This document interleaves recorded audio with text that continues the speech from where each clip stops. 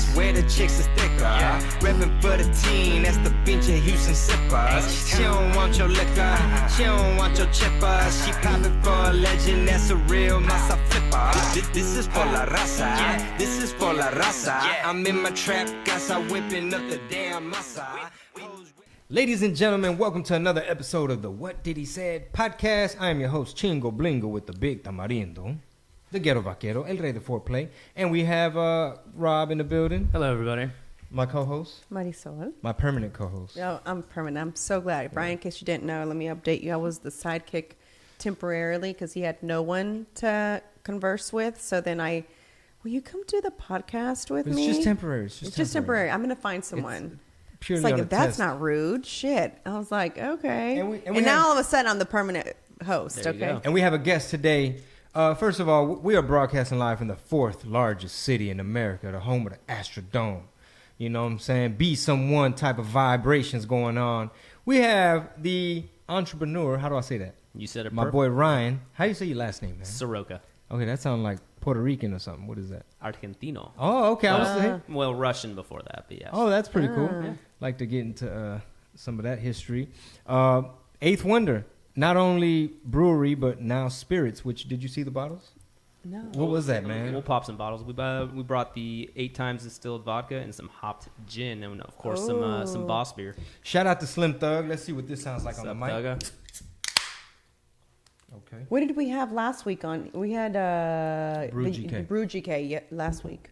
That's Bun's beer, and Yeah. now we're moving on to Slim's beer. It's seasonal rotation, and after Slim, we'll do Paul Wall's beer, People's Champ. So while we're on the subject of the Slim Thug collaboration, pineapple wheat. That's right. What does that mean? How much pineapple is in it? Or It's actually just a little whisper of pineapple. Slim wanted an easy drinking beer with a little fruit play in there, and we went through a bunch of different batches, and the one that he selected had just a little mild taste of pineapple. Nothing overwhelming, but lets you know it's there. I think that's a great selling point, and I'm pretty sure. I wonder how have the females responded? Not to be like, They love it. They love Yeah, it. Mm-hmm. has it been? Our feedback. our beers don't discriminate. They're for, Of course, but for men, for know. women, for all race and gender and sexuality. But it definitely has strong feedback, strong support. I think men and women alike are drinking. Well, quite a bit of I'm it. a marketing nerd, so I see that as something that stands out. Like, you should really push the whole pineapple thing.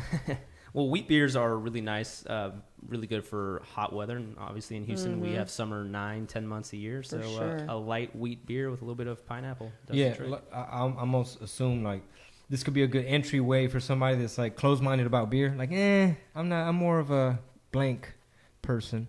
I think this, little pineapple vibe. The universe is big with beer drinkers, and most folks are actually not drinking independent craft beer. And so, a big challenge, a big hurdle for us craft brewers, independent brewers, is to kind of get those mass beer drinkers and kind of introduce them to craft beer. Well, all the studies and all the articles and stuff that I've seen, everything I hear is Wants just to go that way, It's just that there's room. People are hungry for local, independent.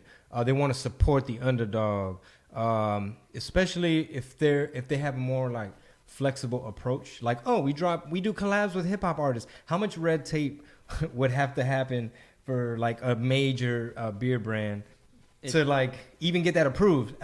Some stockholder will be like, I don't jam that person's music. We're not gonna have the. Thankfully, we don't have to report to any stockholders. We report to ourselves. We do have some investors, but everyone kind of signs off on what we're up to, and they have our back. And it's been fun collaborating with some Houston icons and really representing Houston and Texas the best we can.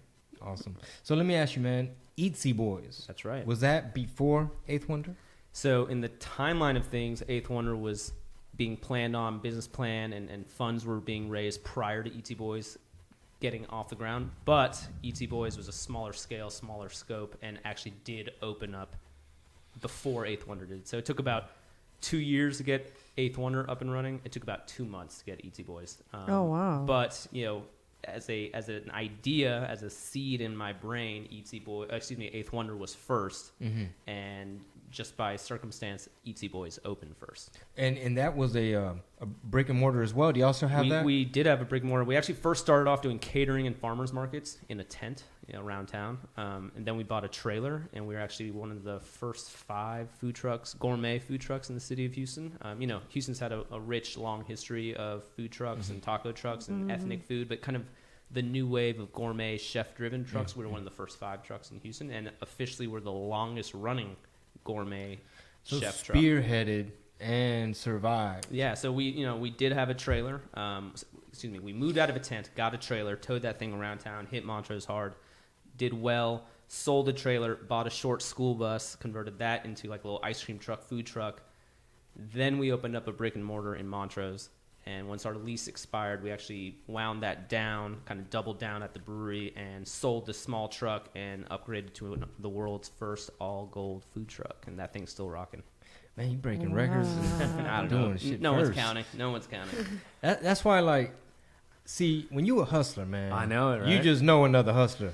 And real. all 4 of us in this room are some hustling motherfuckers. I'll tell Can't you knock that. the hustle. No. Hell yeah, man. I really respect that. And also, man, I could tell you're doing a hell of a job as a dad. Like you Appreciate that. really, I see you spend time and do a lot of stuff with your kids. Means a lot. That's the most important thing, Yeah. It's all about family, and we're a family business, and you do it all for the kids and the wife and the fam. And just before this podcast, I took the little boy, our 9-month-old, to get a little passport photo. We're gonna go visit our family down in Buenos Aires, and had to put that little sack of potatoes in front of We in had front of to the do that. camera and take a little picture, and just ridiculous. Our babies are the same age. I didn't know that. 9 months. Yeah, my Right baby will on. be 9 months Thursday. Amazing. Yeah. Happy early. Yeah, 9. yeah. And her little passport, Penny's little passport, down there, was it downtown? Yeah. Is that technically downtown? Mm-hmm. They have a car seat set up. Well, first, the Wait, dude downstairs really? the dude downstairs from the passport office, he has a deli down there. Nice. And he runs a passport photo service right there. So what they do with the babies is it's a car seat with a little white sheet. So it's kind of like, highlights them. And the dude happens to be blind. Huh. He has all that going.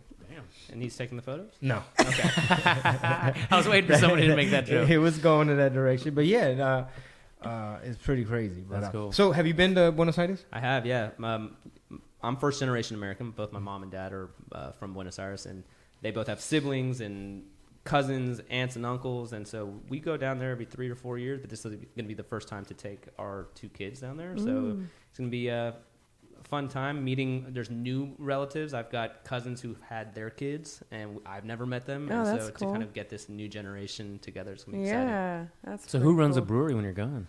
I've got great partners and a great team. I feel very confident it's in good Cool. hands. Yeah.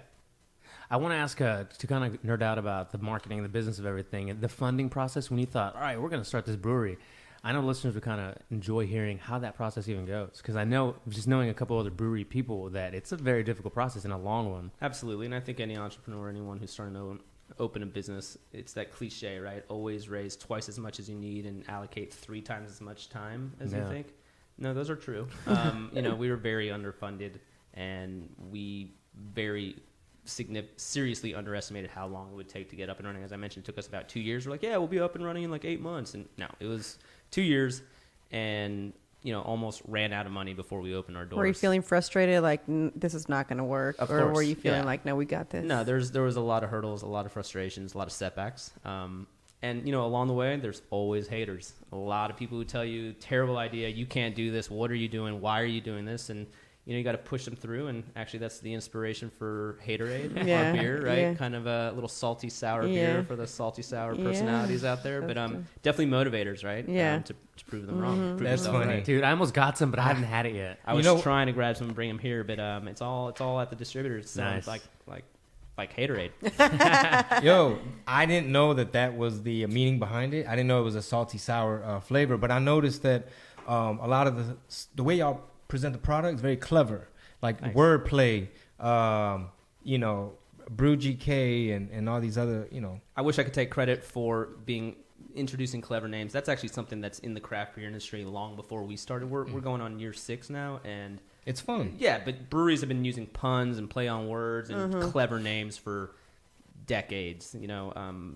For a long time, we're just doing our own twist, our own voice, our own personality, and yeah, we have definitely some Houston references, some Texas references, sports references, music references, just kind of let our personality shine and share the culture. That's right.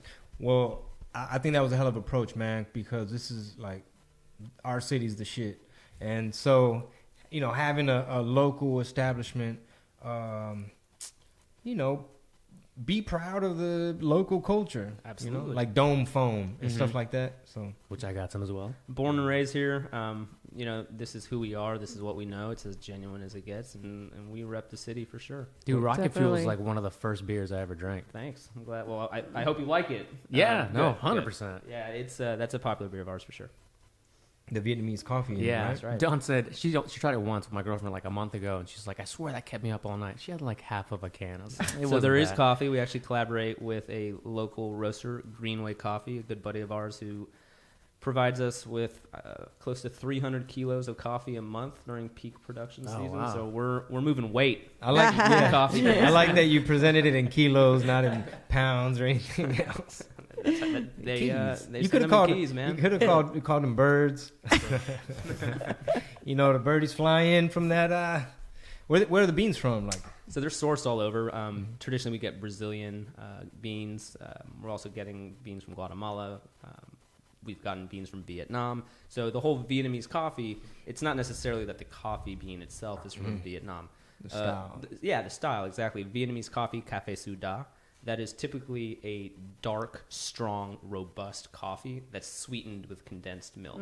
So, we get kind of a seasonal and rotating bean source, but really we brew it strong, and then we add milk sugar to sweeten it. Did I not tell you, remember the other day, Rob? I was like, damn, I need some of that Eighth Wonder coffee, because you gave us some that day we had a meeting. I was like, I need some of that Eighth Wonder coffee. I was like, because I just needed something that I had a drink, and I was like, I'm good. I was good for the rest. I was so productive that day after I had that coffee. That's the real Rocket Fuel. Man. That stuff on tap, on nitro in the brewery is, people say, hey, let me get a pint of that cold brew coffee. And we kind of have to warn them, or are you sure you want 16 ounces of this Some people don't know strong coffee? that is stronger than... It's so good. Like, I was really, that's me. I love strong coffee, so it was I do too, but I got to watch it. If I drink like too much of that, my heart is just bumping out my chest. I was feeling good that day. I was like, man, I haven't had coffee do this to me in a long Sounds time. like a junkie. Yeah, I know. Well, when you drink so much, it takes a lot for coffee to do anything to you,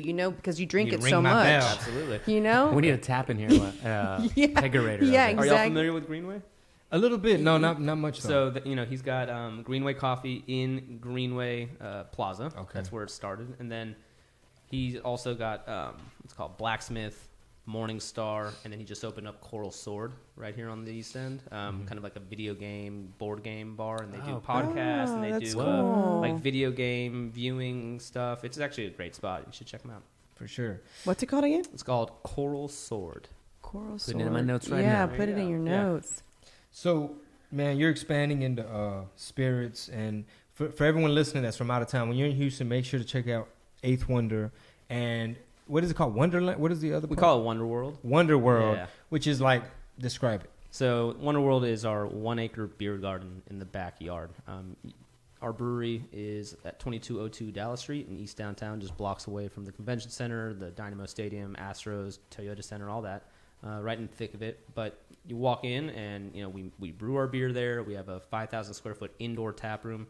But Wonder World is this 1 acre beer garden out back, a bunch of shipping containers that we gutted and painted and made seating. There's shaded area, picnic tables. There's all sorts of art. There's world-class sculptures, the 36-foot Beatles by David Addix. There's pieces by Donkey Boy. Just a little fun haven in our backyard. Yeah. I bet y'all get a lot of out-of-towners, right? Yeah, definitely a big tourist spot. People come just to take photos of the sculptures and the art and, of course, enjoy some beer. Get some good-ass beer. So you have all that going on, but you started under a tent at farmers markets. Separate business, but yes, related. Okay. Different entity, but yeah, we started hustling, selling sausages on a grill in a tent. What made you want a brewery? Or like, what made you all of a sudden like, okay, I think this is what, did you always want to do it, or? I started home brewing in college. My friends, so I went to school in New Orleans, and my junior year, all my friends went abroad. I did not. I stayed in New Orleans, and I said, I need to get a hobby. So I actually got a dog, and I learned how to brew beer. And I just stuck with it, was brewing at home, and it was a lot of fun. And, I have a very solid understanding of brewing beer, but I came back to Houston, got a job as a financial analyst, and that was a good gig. Paid A good gig. paid well. analyst. Yeah, but I actually was a victim of the recession and got laid off. That was about 2008, 2009. No, about 2008. And I said, I want to do something on my own, and I've always been really into food and beverage. Houston's a big food and beverage scene. New Orleans is an incredible food and beverage scene. Good thing you got laid off, man. It worked out. Yeah, I took I took some time off and hit up the bar scene and restaurant scene in Houston. I started waiting tables. I started working at bars, and I realized I want to be in the hospitality industry. I like people, and I like service, and I like food and beverage. And so the idea originally was I want to open up a restaurant. My folks were like, "Cool, go back to school." I was like, all right, touche. So I applied to the University of Houston, the Hilton College, the hotel and restaurant program, and I got in. And then a semester later, I applied to the business school for an MBA and was pursuing both degrees. And it was my time there. Instead of a thesis paper, I petitioned to write a business plan. Mm-hmm. And the business plan, I was originally, like I said, talking about a restaurant, but I was still brewing beer at home. And I'd actually met my current business partner in the program, and we started this underground brew club at the university. Oh. And, I started thinking, what if we do like a brew pub, like a brewery and restaurant? And, at that time in Houston, there was 2 breweries. And I said, how does the 4th largest city in America have 2 breweries? Yeah. Let's pursue this a little further. Started doing some research and realized that the laws at the time didn't really make sense to do a brew pub, restaurant, brewery. So we kind of scrapped the food side and say, let's just go full-fledged brewery, just brew beer. So wrote the business plan for that, and then one of my other current business partners reached out to me. He's like, hey, I know you're at the Hilton College. I've got an idea. Call me back. Pure, vague voicemail. I was like, okay, let me call him back. He tells me he wants to open up a food truck. And that's when the light bulb turned on. I was like, okay, that's how we're going to do the food with the beer. And we started pursuing them in conjunction with each other. And fast forward, and now we got Eatsy Boys and Eighth Wonder. That's so dope. Wow, that's cool. That's a really cool story. Yeah. Good thing you got laid off. For real. So are there any misconceptions you think when it comes to people that want to open up restaurants or be in the hospitality industry because, like they say, the statistics are so high of them not working out? Oh, yeah, I think, you're lucky if you make it to 3 years, right? Mm-hmm. Again, this may be another cliche, but if you're not passionate about food or beverage, this is not the industry for you because it's not a get-rich-quick scheme. It's not even a get-rich-slow scheme. It's it's a tough business, low margins, a lot of turnover, and you got to love it. You need to be all in and committed to it, and committed to it for the long haul. And if you've got that, then you need to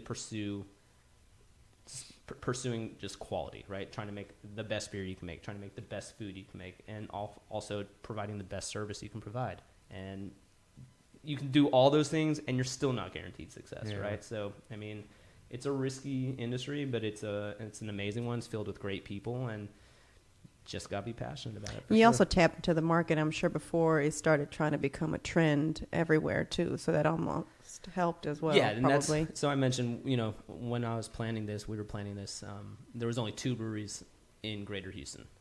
When we opened, we were the 6th brewery to open. So a few were clearly in the process before us planning. Fast forward now, there's over 65 breweries in the Greater Houston area. So there's been, a boom in the local industry, and the game's changed. It's like record labels. Yeah, exactly. And then, so what about you being acquired by a bigger brand? Has that ever been a goal or an exit strategy? It was never a goal. It never is a goal. Grassroots. Yeah, and we've always said we want this to be a 99-year brewery. It'd be great if my kids want to run this one day. Maybe the next generation beyond them wants to be a part of this. This is something we want to be a Houston iconic brand that's around for generations to come. That is our goal. That's cool. Yeah, we love what we do, and we're lucky to be You able can to tell. do it. Yeah, for sure. You can tell for sure. Thanks. Yeah, it's not like you walk in somewhere and sometimes it's like, this must have been someone who had extra money and, they decided to do something with it. Now, everything at y'all's place, it was thought through, from decoration to, you know, to the way you guys brand, everything. Nice. You can tell it was totally. You said something I didn't understand. What's extra money?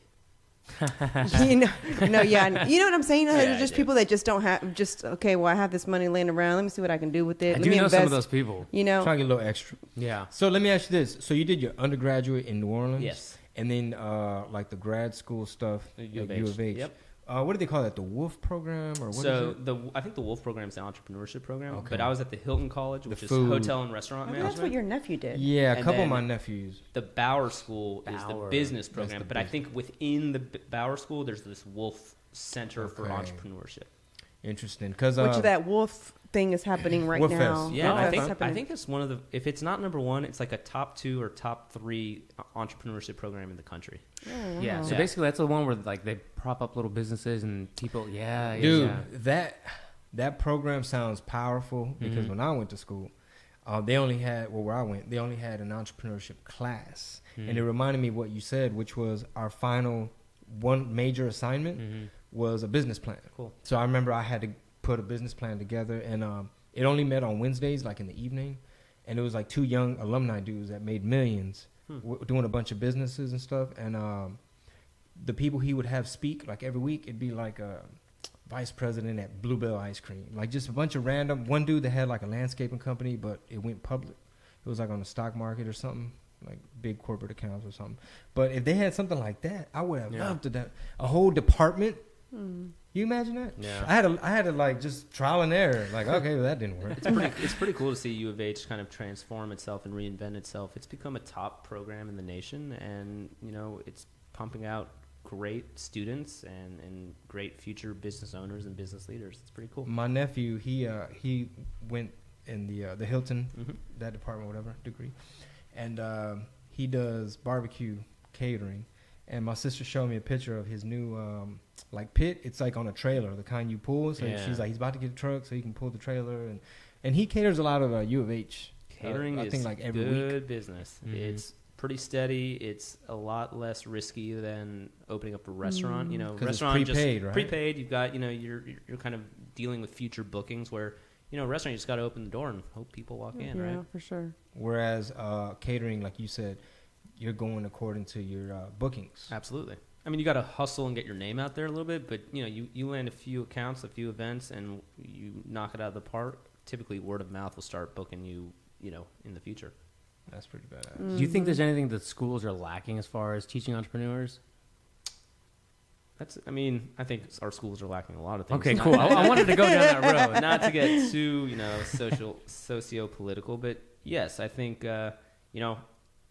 I didn't grow up learning government to the liking that I would like to know. I didn't grow up learning how to manage finances as well as I think I should have. I learned all that as an adult, right? I mean, those are things that we should be instilling in children early on and teaching financial responsibility and teaching business ethics and really... don't pollute? Yeah, and then just, giving children the keys to success so that they can enter the workforce and be productive, successful members of the workforce or business leaders and owners. We try to do that with Mickey a lot.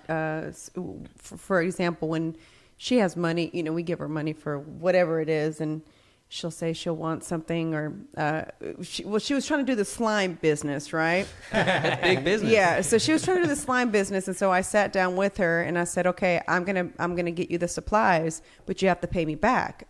I said, after, you sell it, I said, I need my portion back. I said, for what I invested. Yeah. I said, and then you get to keep the profit. And then she's like, well, no, like that didn't make sense to her, So we had to sit down and explain to her, like, that's not how it works. Or she'll be like, I made $20 today. And I said, no, you didn't make 20. In your glue and yeah, time. you did. Yeah. How much did you really take? Yeah, exactly. It's kind of sad. We've got a great team.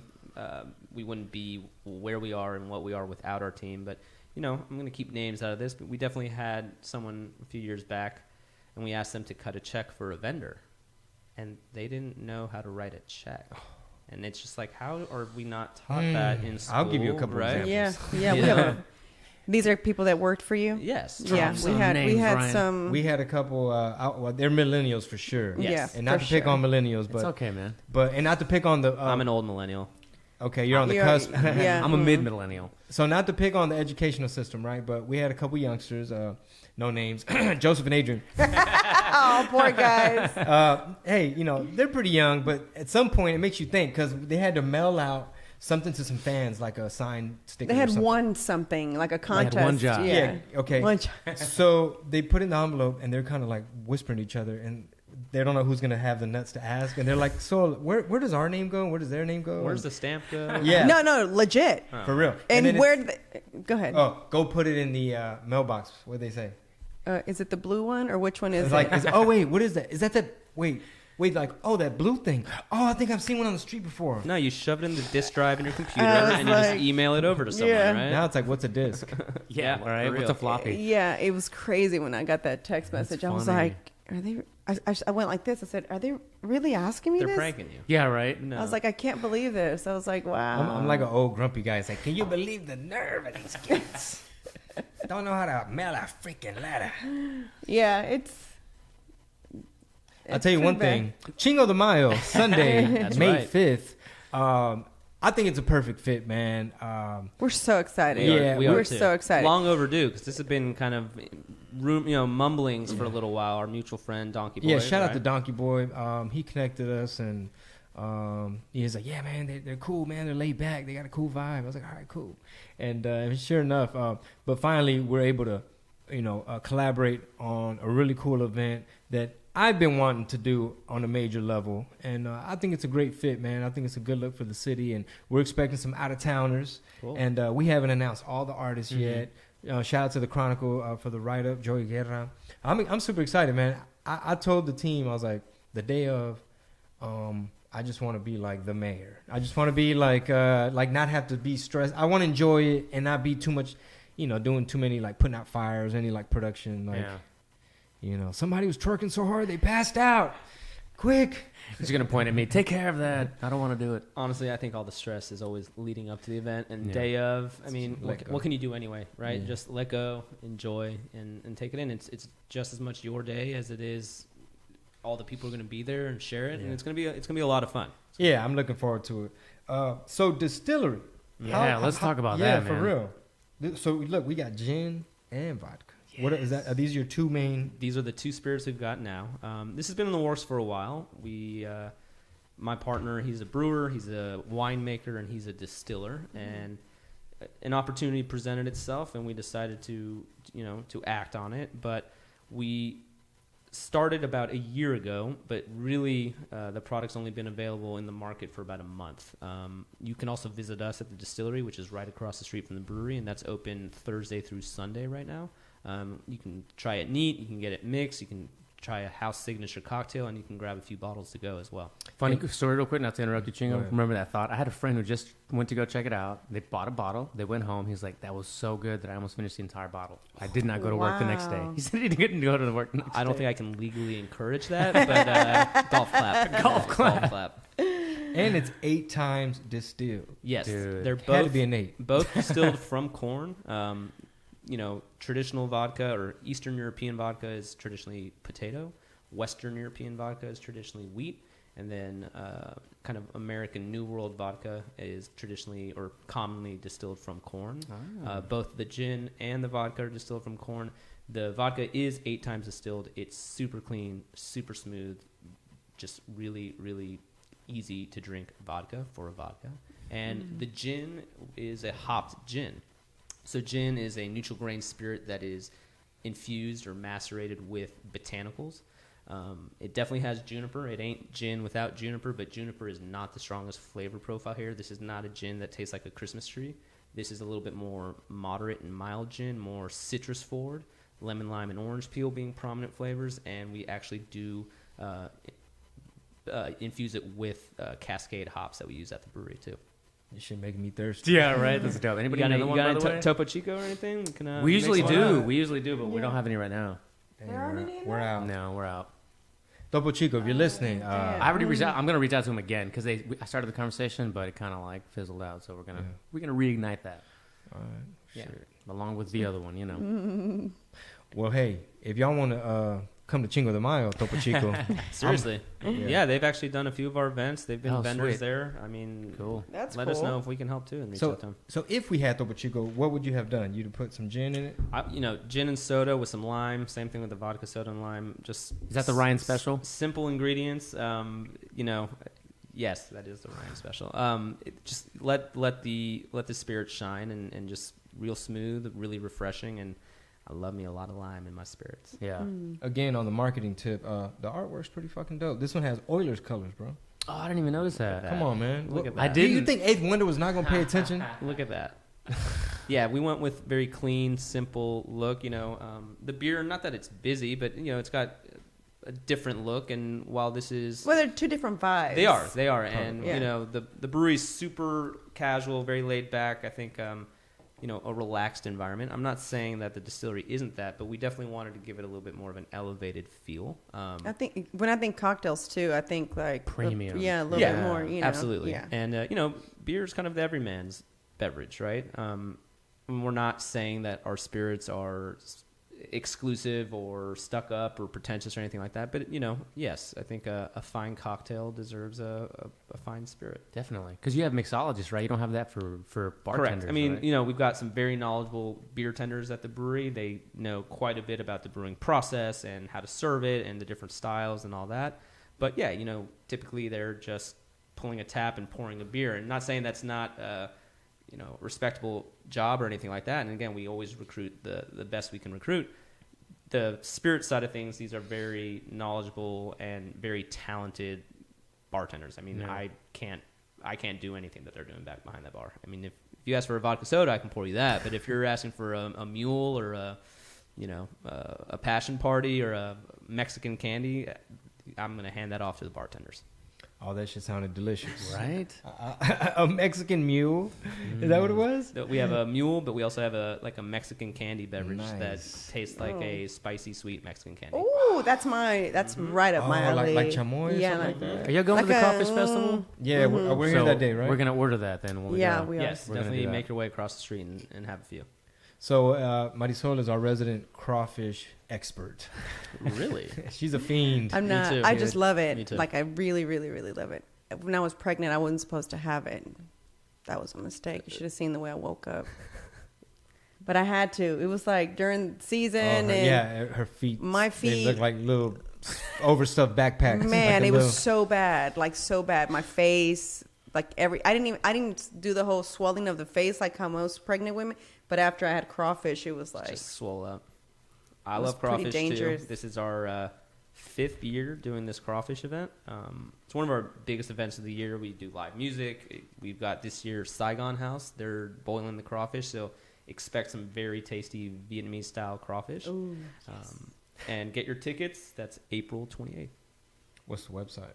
It is at eighthwonder.com/events, and we've got a listing there for our tickets for our Crawfish Fest, tickets for Chingo de Mayo. So check out our website. You'll see what we're up to. Awesome. So what are your plans for Buenos Aires? Like any kid thing? Bringing the kids for sure. They're going to meet their cousins for the first time, but it's all family. It's all food and family. That's how I was raised, and looking forward to spending time with the new generation of family. Your parents So are I heard in Argentina- tango dancers. They're not tango dancers, but they are definitely Argentinians who grew up with tango and Malbec and empanadas and chorizo and yes, a lot of meat in the family.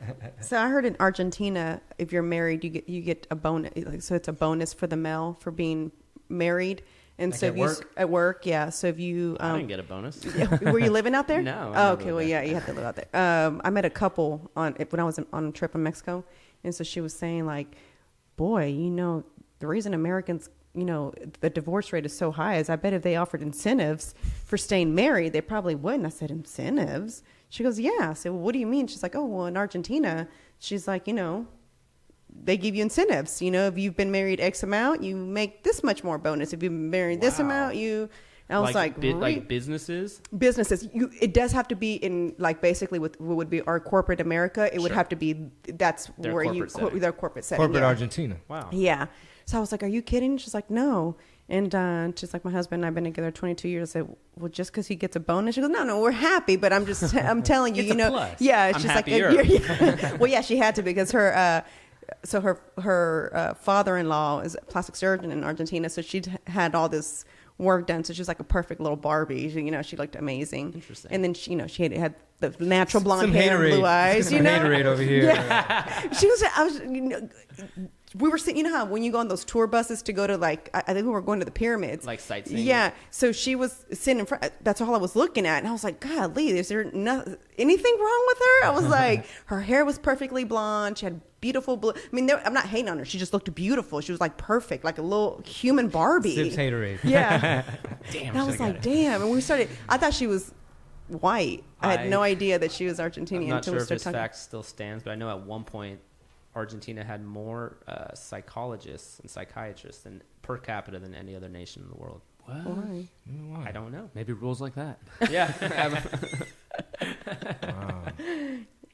I guess they're into self-help and therapy. I guess self-help can happen in And a lot of different monogamy. forms, right? Yeah. Do you want anything else to drink? Want another one?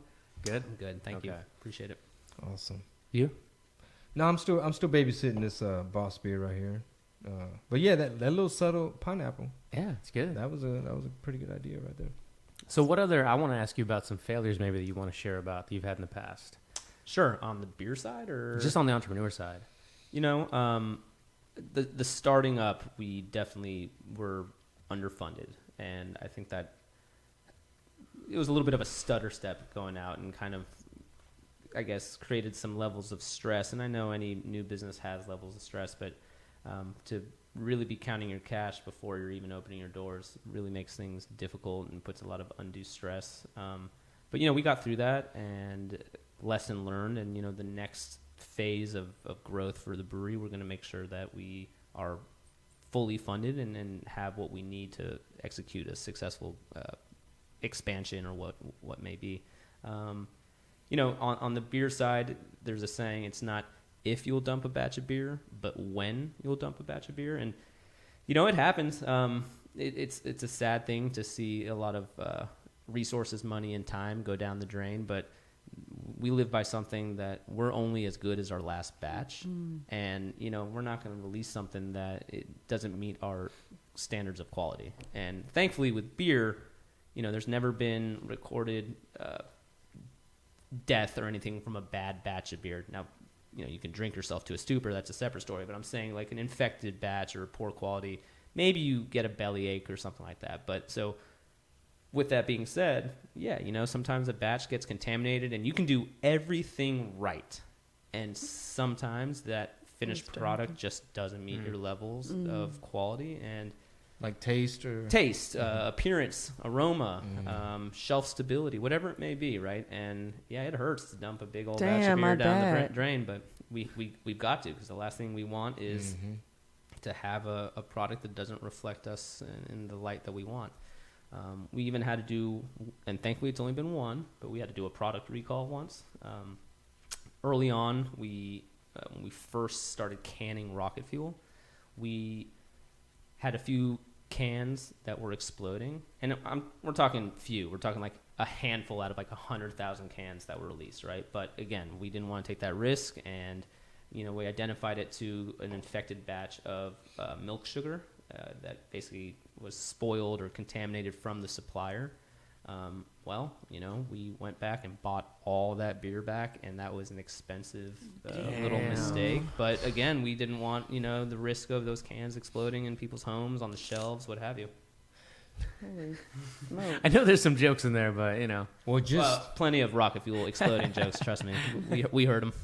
that's crazy though. Like buying the beer back yeah, is that how that works? That's Yes. how you had to do it that Yes. way? because they already paid for it. Correct. Wow. Yeah, and you don't want to get on the bad side of the distributor or the bad side of the retailers. sure. I mean, they Shelf are space. our number one customers, right? And so, they tell us to jump, and we ask how high. And if that ever happens, we just tail between our legs and make sure that we're taking full responsibility and ownership for it. Any big hiccups recently in distribution? No, we've got great partners. I'll tell you, we have trouble keeping up with demand. Oh, that's cool. That is, it's a good problem, but it's still a problem nonetheless. And really, during the summer, it's kind of peak beer drinking season, and our little brew house struggles to keep up with demand, and sometimes it will have out of stock, and that's also not a good look. You might think, oh, they sold out, that's a good thing. We wish the retailers and the distributors would look at it like that, but all they think is lost sales, and they're right. So, trying to keep up with demand, managing our production schedule, that is a ever-going battle. Yeah, because HEB is a big chain. They're a big player.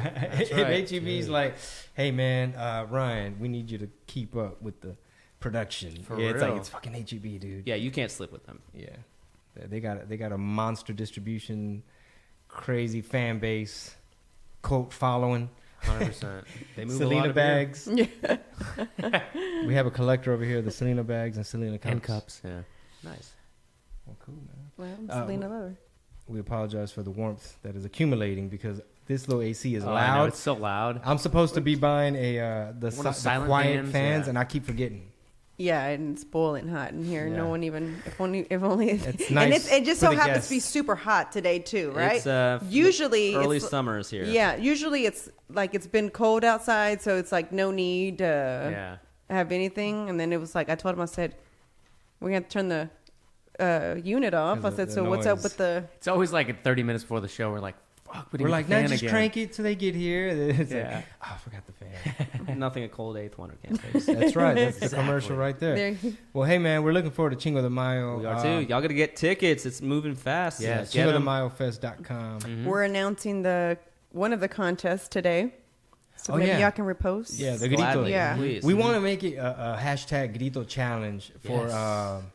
for Instagram and stuff, Cool. so that people can do it and submit, and maybe the prize is like a pair of tickets and like a chance to participate in the day of contest, Or maybe even better price for the out-of-towners, the ones that can't come, like out-of-staters or something. They're like, Cool. oh, I want to participate, but- online winner. Yeah, online winner. Yeah. Yeah. We can contribute eighth wonder merch, shirt or hat or something. Mhm. Yeah, Sure. Yeah. Maybe we should put together a nice bundle and we'll throw in and a pair of tickets and a chance to. That'd be so, great. All right, for sure, man. But Well- what about? I mean, are we going to share the details on the michelada? Actually, yeah, Yes. because a lot of people, restaurants. I don't know if we should prioritize like actual establishments or have it be a free for all. It's like an independent, like a garage michelada maker. Dude, well, based on the DMs, like it's almost going to be like a battle of the bands, but battle of the restaurants. Like there's so many So places. you're getting a lot of inquiries. Yes, a from lot of a lot. That's the establishments. reason why we had shot out the email, because we were like, what are Even- the rules? Even, were like- even Donkey Boy was like, "Hey man, what are the rules?" I guess Yeah. people were asking him. Yeah, they were like, we'll use only Eighth Wonder beer. Like, just let us know what's up. We want to just kind of see what's up. I mean, I say don't close the doors to anyone if they want to participate. I think you got to have entry to the festival. Sure. That's kind of the minimum requirement, Yeah. right? If they want to just do the GA entry, fine, that's great. But I think that's got to be part of it. You got to be at the festival Sure. to participate. You can't just phone it in. Yeah, kind of yeah. Should we thing. cap like 10 participants? Or? No, if you've got a lot of inquiries, why? Well, just to allot time in the run of show. Yeah, for like artists and performances and stuff. Initially, I had allotted 30 minutes. I would say if we're going to put a number, I'd say between 20 to 30. Another thing to consider with that is your judges. How much michelada are they gonna have to drink? Sure. Like an ounce. Just spit it out like wine. That's 30 ounces, I guess, Yeah. back to back. That's a lot. to the head. That's what's up. And then if people are putting like, oh, too much lemon. So Yeah, what I might be a we judge. do this. It's called the Great Taco Challenge. We do that in November, and it's a kind of similar. It's a taco competition, and this is actually 4 bars and restaurants. They come on site to the brewery, and they compete to make the best taco using Eighth Wonder beer as some part of the ingredient, right? Oh, So wow. we'll have a judges panel, and what we do is we break them off into randomized heats. So let's call it groups of 4 or 5, and you're going to be responsible for 4 or 5. You're going to be responsible for 4 or 5. You're going to be responsible for 4 or 5. Each of you select your top 2.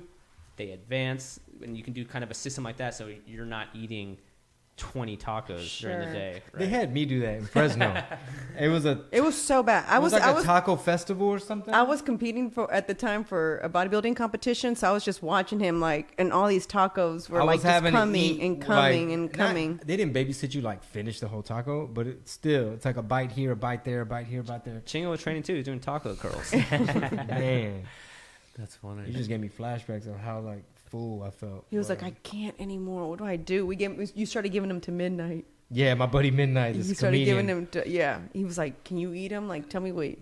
Tapping out, tapping out. But shout out to the Fresno Grizzlies because for one, an interesting thing about the Fresno Grizzlies, I guess it's like AA or what do you call that? Farm baseball, league? right? Mm-hmm. I think they're the farm league for the Astros, and they did a promotion. They hired some like really whiz kid marketing dude, and they changed it to the Fresno's Tacos. Nice. Fresno Tacos on like a Tuesday, and then it caught wind, like the merch. Yeah, is now bonkers. and I think all the teams are now doing kind of like a one-off logo for one game or like a series. I've seen because there's a Texas team that does the it's like the San Antonio Chanclas.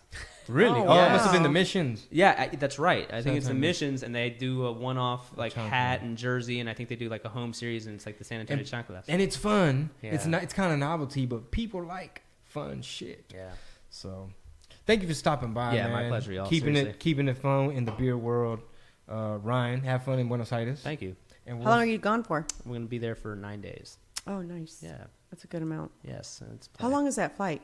It's a 9-hour nonstop. You take the red eye, and you wake up, and you're in Buenos Aires. Sure. Well, not Yeah. bad. What's we- the weather like right now out Well, there? I say wake up. I'm going to be with 2 children under the age of 4, Yeah. so I don't know how much Good luck. sleeping we'll be doing. But it's winter down there. It's opposite season. It's on the other side of the equator, so we'll be packing some winter gear. But it's actually similar weather to Houston, both in Oh, the okay. summertime and in winter, so it's not too bad. Okay. Yeah, They cool. is it Argentina that has like 9 climate zones? Yeah, or it's a something like that? huge country. You know, my family is from Buenos Aires. Once I've been to Mendoza, which is wine country, and it shares the border of Chile. That's beautiful. But I think this time we're going to spend most of our time in Buenos Aires. I'm going to do a day trip to Iguazu Falls, which I believe is one of the wonders of the world. Oh, We're going to take a cool. little eighth wonder shot out there. Yeah. Is Patagonia Argentina? Yeah, I believe that's on the southern, most southern tip. Which is near like South Pole or some Yeah. shit. Yeah. Right, or Antarctica. I don't know.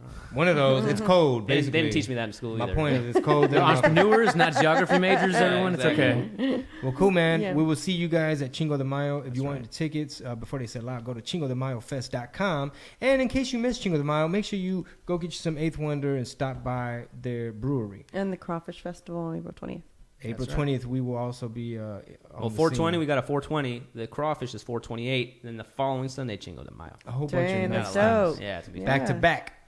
Thank you guys for listening. Se la lavan. Peace. Peace. later.